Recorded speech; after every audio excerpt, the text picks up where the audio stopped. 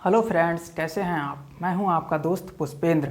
दोस्तों, आज मैं अपना नेक्स्ट वीडियो लेक्चर शिक्षा हेतु संवैधानिक प्रावधान कॉन्स्टिट्यूशनल प्रोविजंस फॉर एजुकेशन लेकर आपके सामने उपस्थित हुआ हूं। दोस्तों, इससे पहले मैं अपना वीडियो लेक्चर भारतीय संविधान और शिक्षा, इंडियन कॉन्स्टिट्यूशन एंड एजुकेशन लेकर आया था। दोस्तों, आज मैं अपना जो वीडियो लेक्चर शिक्षा हेतु संवैधानिक प्रावधान लेकर आया हूँ, ये हमारा 2 पार्टों में डिवाइड होगा, video lecture 1 and video lecture 2। दोस्तों, आज हम वीडियो लेक्चर 1 के बारे में डिस्कस करेंगे। दोस्तों, भारतीय संविधान में शिक्षा से संबंधित अनेक प्रावधान दिए गए हैं। दोस्तों, आइए जानते हैं इन प्रावधानों के बारे में। दोस्तों, भारतीय संविधान में ऐसी अनेक महत्वपूर्ण धाराएं एवं उपबंध हैं जिनका प्रत्यक्ष या अप्रत्यक्ष रूप से शिक्षा से संबंध है। दोस्तों, शिक्षा का अधिकार, राइट टू एजुकेशन, धारा 21A। दोस्तों, धारा 21A के अनुसार राज्य 6 वर्ष से 14 वर्ष की आयु वाले बच्चों के लिए निःशुल्क और अनिवार्य शिक्षा देने की ऐसी रीति में जो राज्य विधि द्वारा अवधारित करे उपलब्ध करेगा। दोस्तों, धारा 21A में बताया गया है कि राज्य 6 वर्ष से 14 वर्ष की आयु वाले बच्चों के लिए निःशुल्क और अनिवार्य शिक्षा देने की ऐसी रीति में जो राज्य विधि द्वारा अवधारित करे उपलब्ध करेगा। दोस्तों, पूर्व में यह धारा 45 थी, जिसमें 86 में संविधान संशोधन 2002 में किया गया और उसे धारा 21A के रूप में परिवर्तित कर दिया गया। दोस्तों, मूल धारा 45 के बारे में आइए जानते हैं। धारा 45 के अनुसार बालकों के लिए निःशुल्क और अनिवार्य शिक्षा का प्रबंध राज्य इस संविधान के आरंभ से 10 वर्ष की अवधि के भीतर सभी बालकों को 14 वर्ष की आयु पूरी करने तक निःशुल्क और अनिवार्य शिक्षा देने के लिए उपबंध प्रोविजन का प्रयास करेगा। दोस्तों, मूल धारा 45 में बताया गया है कि बालकों के लिए निःशुल्क और अनिवार्य शिक्षा का प्रबंध राज्य इस संविधान के आरंभ से 10 वर्ष की अवधि के भीतर सभी बालकों को 14 वर्ष की आयु पूरी करने तक निःशुल्क और अनिवार्य शिक्षा देने के लिए उपबंध प्रोविजन का प्रयास करेगा।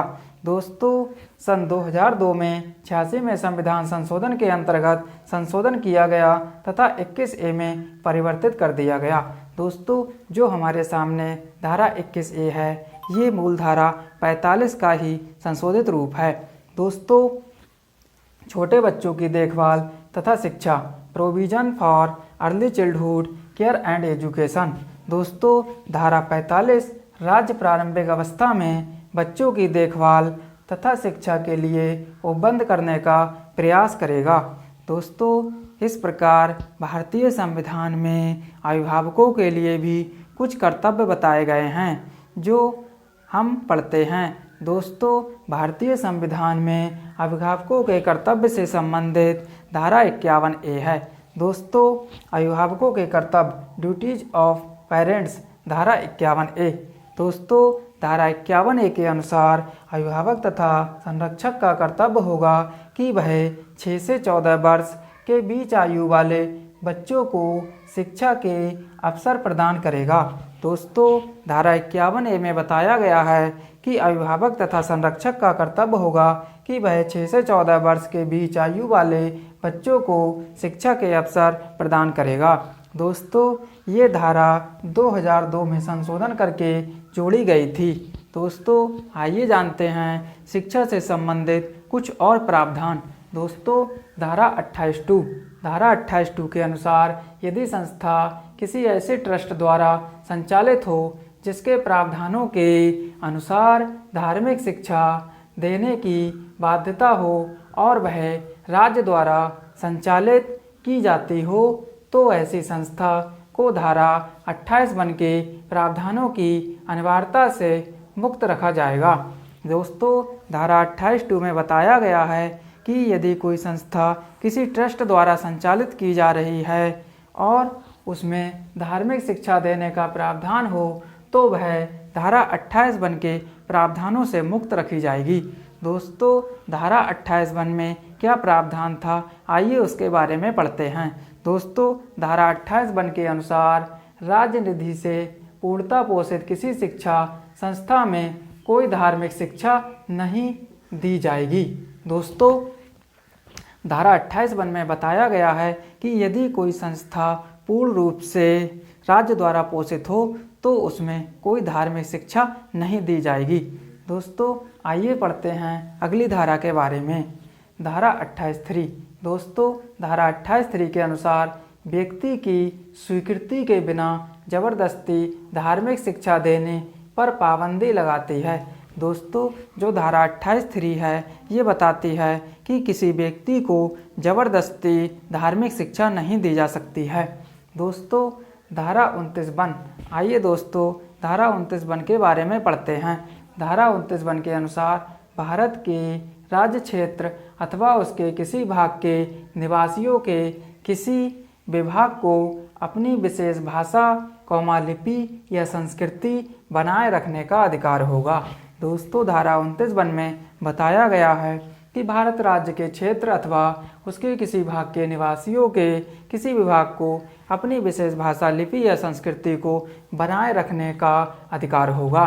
दोस्तों धारा 29(2) आइए दोस्तों धारा 29(2) के बारे में जानते हैं। धारा 29(2) के अनुसार राज्य द्वारा पोषित या राज्य निधि से सहायता प्राप्त करने वाली किसी संस्था में किसी नागरिक को धर्म, प्रजाति, जाति, भाषा या उनमें से किसी एक के आधार पर प्रवेश देने से नहीं रोका जाएगा। दोस्तों धारा 29(2) बताती है कि राज्य द्वारा पोषित किसी संस्था में किसी भी नागरिक को धर्म, जाति के आधार पर प्रवेश देने से नहीं रोका जाएगा। दोस्तों धारा 30 आइए दोस्तों धारा 30 के बारे में जानते हैं। धारा 30 के अनुसार धर्म या भाषा पर आधारित सभी अल्पसंख्यक वर्गों को अपनी रुचि की शिक्षा संस्थाओं की स्थापना तथा प्रशासन का अधिकार होगा। दोस्तों धारा 30 में बताया गया है कि सभी अल्पसंख्यकों को अपनी की रुचि के अनुसार शिक्षा संस्थाओं की स्थापना करने तथा प्रशासन का अधिकार होगा। दोस्तों भारतीय संविधान में नागरिकों के लिए दोस्तों जो गरीब या अल्पसंख्यक हैं, कमज़ोर वर्ग हैं, उनके लिए भी कुछ प्रावधान दिए गए हैं। दोस्तों कमज़ोर वर्गों की शिक्षा, एजुकेशन ऑफ वीकर सेक्शन। दोस्तों धारा 46 आइए दोस्तों धारा 46 के अंतर्गत जानते हैं। धारा 46 के अनुसार राज्य जनता के निर्बल विभागों, विशेषतया अनुसूचित जातियों की शिक्षा तथा अर्थ संबंधी हितों की विशेष सावधानी से उन्नति करेगा और सामाजिक अन्याय तथा सभी प्रकार के शोषण से उनका संरक्षण करेगा। दोस्तों धारा 46 में बताया गया है कि राज्य जनता के निर्बल विभागों, जो लोग गरीब हैं, विशेषतः अनुसूचित जातियों के शिक्षा तथा अर्थ संबंधी, धन संबंधी समस्याओं, हितों की विशेष सावधानी से उन्नति करेगा और सामाजिक अन्याय तथा सभी प्रकार के शोषण से उनका संरक्षण करेगा। यदि उनके साथ किसी प्रकार का शोषण होता है तो राज्य उसका संरक्षण करेगा। दोस्तों धारा 239 संघ क्षेत्रों का प्रशासन, एडमिनिस्ट्रेशन ऑफ यूनियन टेरिटरीज। दोस्तों धारा 239 के अनुसार यदि संसद द्वारा अथवा कानून द्वारा कोई और प्रबंध न किया गया हो तो प्रत्येक संघ क्षेत्र पर राष्ट्रपति का शासन उस सीमा तक जहां तक वह उचित समझे एक शासक द्वारा जिसे वह नियुक्त करेगा चलाया जाएगा। दोस्तों धारा 239 में बताया गया है कि यदि संसद द्वारा अथवा कानून द्वारा कोई और प्रबंध न किया गया हो तो प्रत्येक संघ क्षेत्र पर राष्ट्रपति का शासन उस सीमा तक जहां तक वह उचित समझे एक शासक द्वारा जिसे वह नियुक्त करेगा चलाया जाएगा। अर्थात दोस्तों स्पष्ट है कि संघ क्षेत्र में शिक्षा केंद्र के अधिकार क्षेत्र में है। दोस्तों तो आज हमने शिक्षा के कुछ प्रावधान जो भारतीय संविधान में दिए गए हैं पढ़े। दोस्तों शेष जो प्रावधान हैं वो हम अपने नेक्स्ट वीडियो लेक्चर 2 में डिस्कस करेंगे। दोस्तों हमारे चैनल से एच एजुकेशनल टेक इन्फो से जुड़े रहिए और इसी प्रकार के मूल्यवान और इम्पोर्टेंट कंटेंट प्राप्त करते रहिए। दोस्तों तब तक के लिए धन्यवाद।